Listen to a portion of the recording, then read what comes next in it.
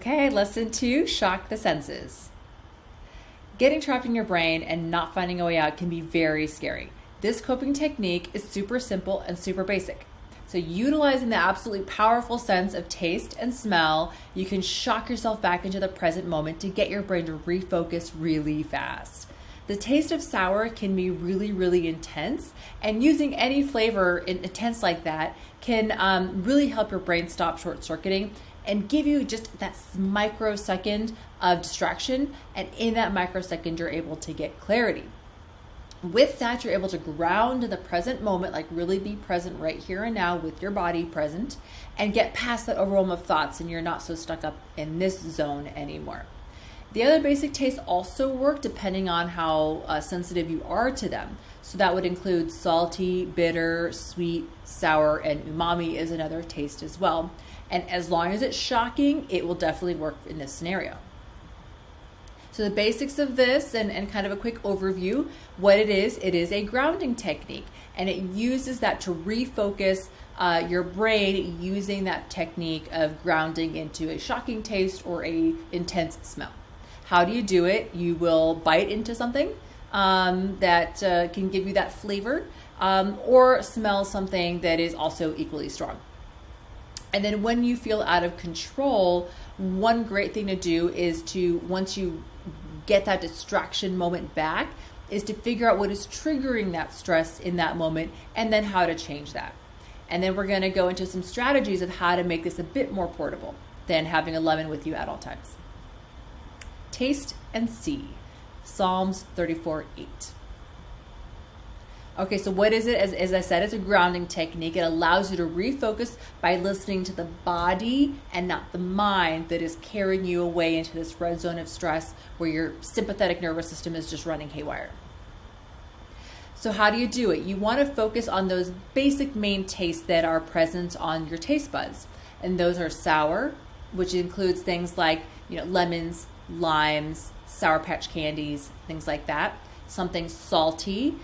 We're very used to salty things like potato chips and French fries. So sometimes you may need to go with something as simple as just straight up salt, and I'll get into that.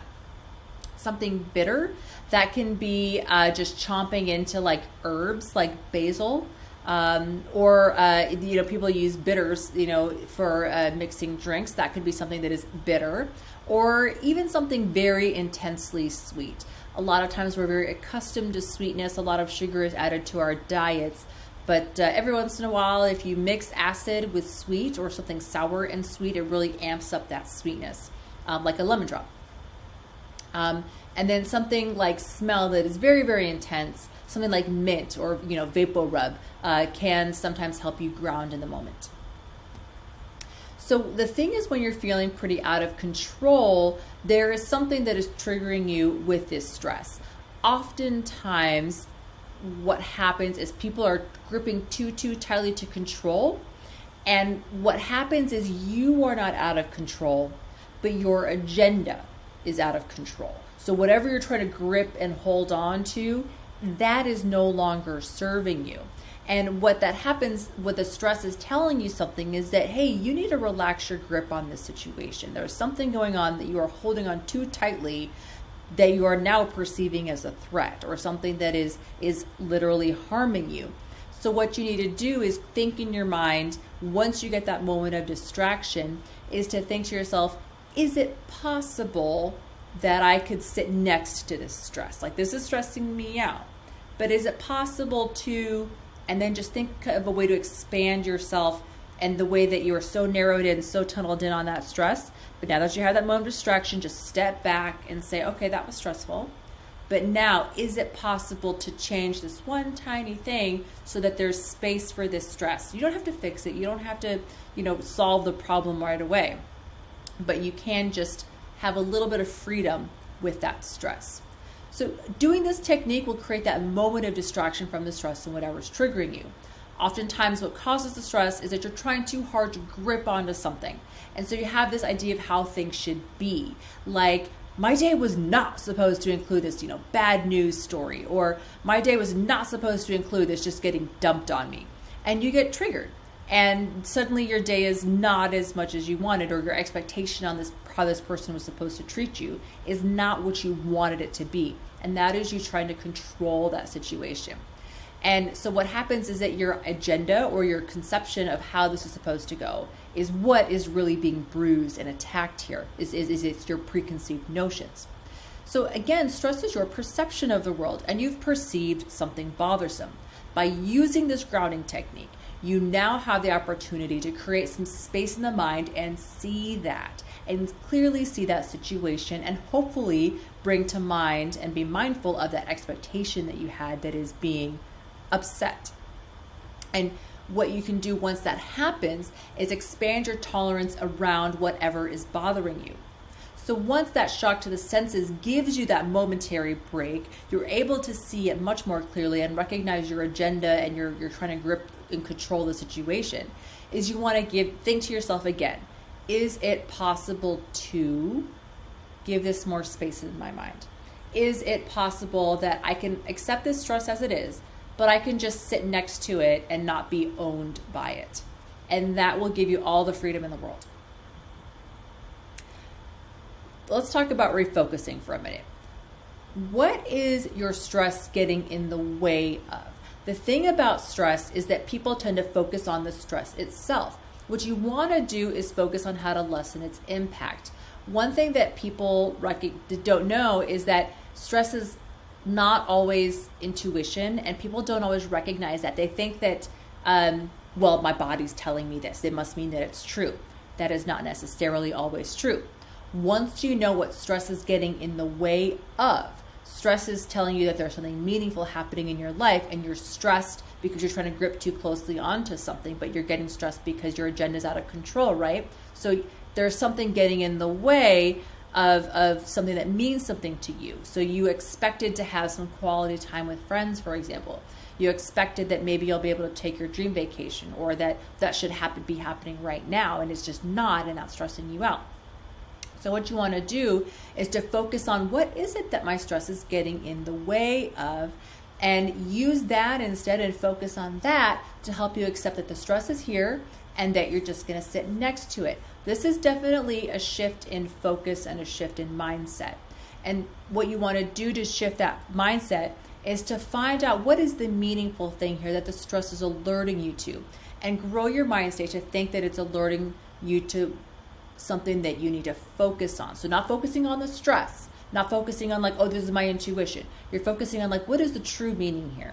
You know, the true meaning is that I'm upset in being treated this way because I feel isolated, or I feel unseen.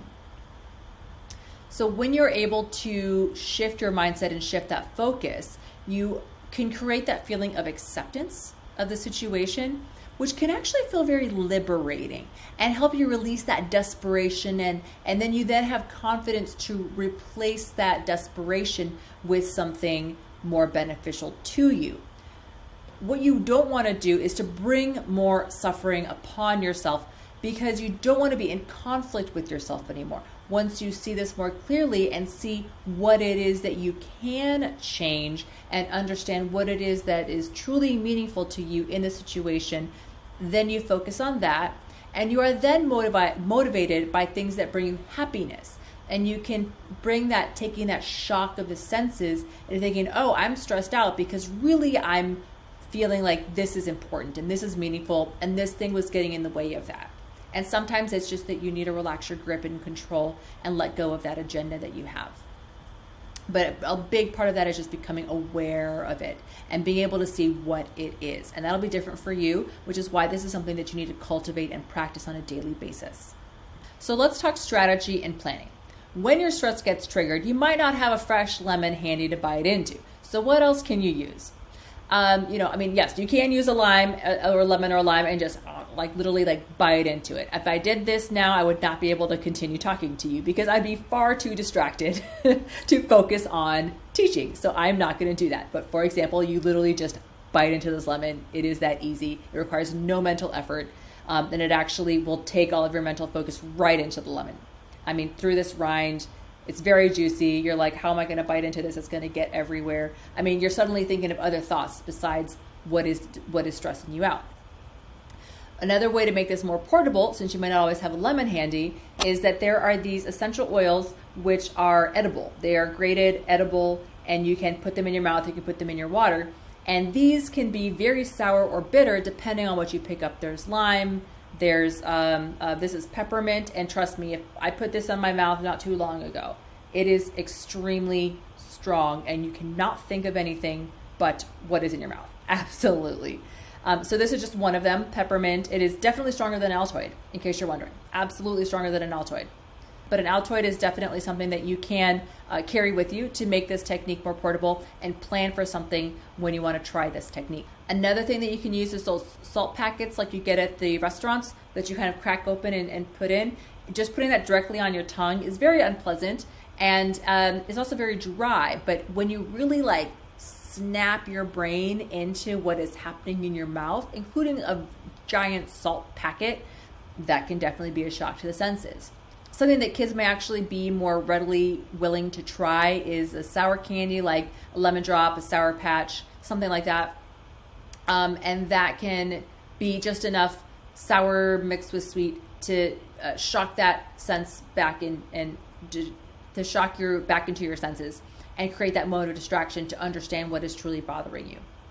Now, that being said, you want this to be a shock. You don't want to be eating sour candy every single day, and then when you go to use it when you need it, it's not going to work. So definitely use something that you don't do regularly to try this technique out. So what do we talk about in this lesson? What it is a grounding technique. Super easy to do. You just shock your taste buds, you shock your nose into something very, very intense. And trust me, both of these are extremely intense. And this is just a peppermint. I've done it with a lime too. That is also extremely, extremely intense. Oh, and by the way, the one with a peppermint, I can tell you, once you put it on your tongue, you're very aware of like every breath going in and out because it's very cooling. So you would be very mindful of breathing in and out. And then you'd also want to slow it down because it's not a pleasant sensation. So, definitely try that peppermint. The thing is also, what you might notice is when you get that moment of distraction, you might be trying to over control something, and you may notice something that is a trigger for you. So this creates that moment of mindfulness where you can then look back on it and create that space and think, can I sit next to this? Am I trying to be too controlling of how my day is supposed to go, of how they're supposed to treat me? There's only certain things you can control. You can't control what people do to you. You can't control what people say to you. You can only control your reaction to it. So that is what you need to focus on and be mindful of. Where is that disconnect that you are getting stressed out? And oftentimes it's because there's something getting in the way of something that you truly want. And this, again, opens that door for you to look at it mindfully. And then I gave you a couple of tips on how to be portable with this and plan this out so that you can have this in your pocket. You can have a salt packet in your pocket or some Sour Patch candies or some other sour candy so that you can try this out when it's really needed and set yourself up for success. Happiness bonus for this lesson is to drop the negativity. There are so many times I'm talking to people and they say, I'm stressed out. And then in the next breath, they tell me about the serial killer TV show that they're watching. That's great. That's very entertaining. But is it giving you joy? Or is it something that's kind of negative? And then in the next breath, they tell me how it's giving them nightmares. Maybe that's stressing you out. I mean, just be mindful of that. It's funny how often I have to point this out to people. So take this time to use this exercise to think of like, what is actually giving me negativity? Do I get anxious every time that I am on my phone for more than 5 minutes?